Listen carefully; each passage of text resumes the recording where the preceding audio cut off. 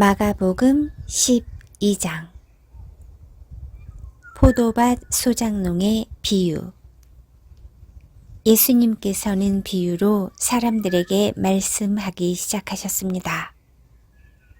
어떤 사람이 포도밭을 가꾸었다. 그리고 주위에 담장을 치고 포도즙을 짤 구덩이를 파고 망대를 세웠다. 그리고 포도밭을 농부들에게 빌려주고 여행을 떠났다. 때가 되자 주인은 농부들에게 종을 보내어 포도밭에서 난 자기 몫의 수확물을 가져오게 했다. 그러나 농부들은 그 종을 붙잡아 때린 후 빈손으로 쫓아버렸다. 다시 주인은 다른 종을 그들에게 보냈다. 그러자 그들은 그의 머리를 때리고 깔보고 업신 여겼다. 다시 주인은 다른 종을 보냈다. 그러자 그들은 그 하인을 죽였다. 다른 많은 종들을 보냈지만 농부들은 때리기도 하고 죽이기도 하였다. 주인에게는 한 사람이 더 있었는데 바로 그의 사랑하는 아들이었다. 결국 주인은 아들을 농부들에게 보내면서 말했다. 농부들이 내 아들은 존중할 것이다. 그러나 농부들은 서로 말했다. 이 사람은 주인의 상속자이다. 어서 그를 죽이자. 그러면 유산이 우리의 것이 될 것이다.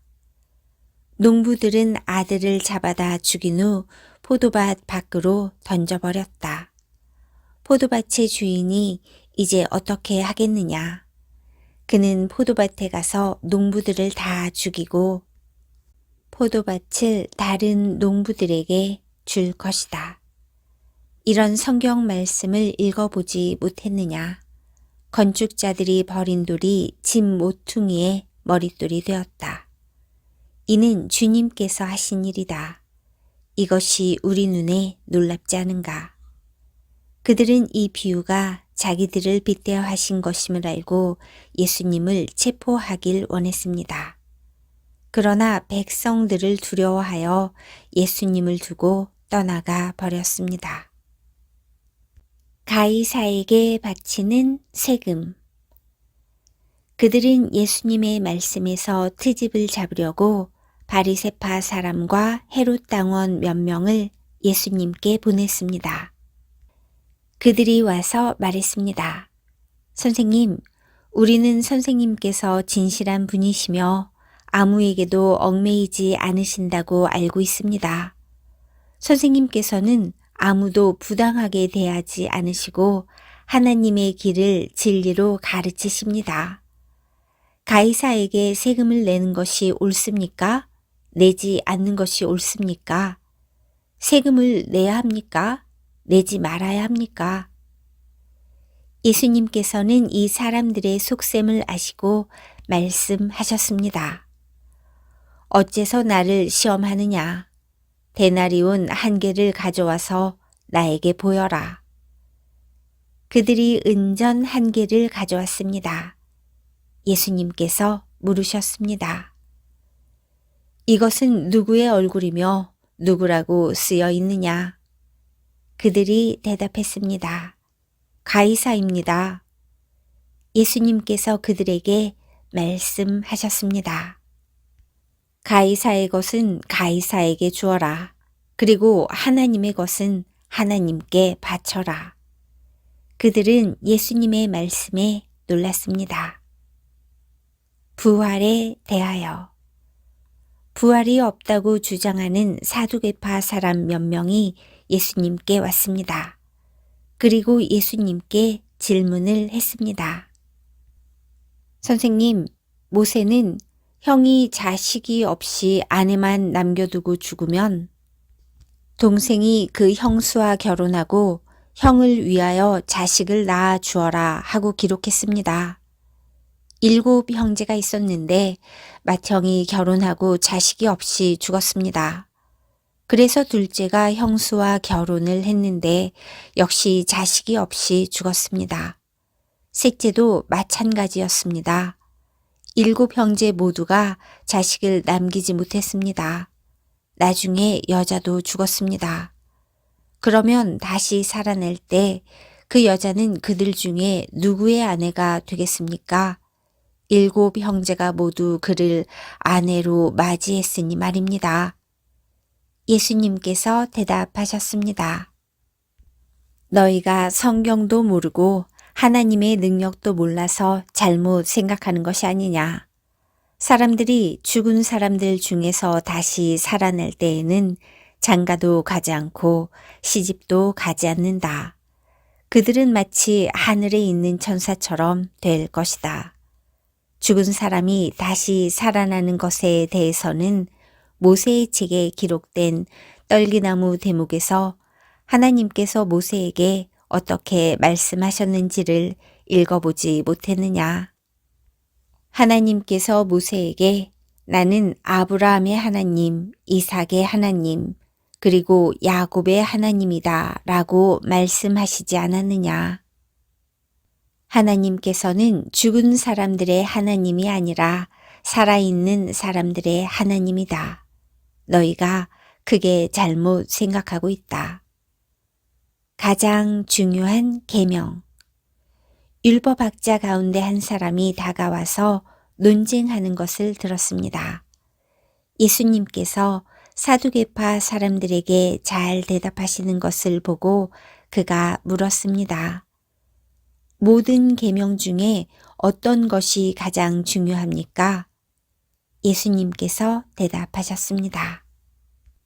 가장 중요한 계명은 이것이다. 이스라엘아 들어라. 주 우리 하나님은 한 분이시다.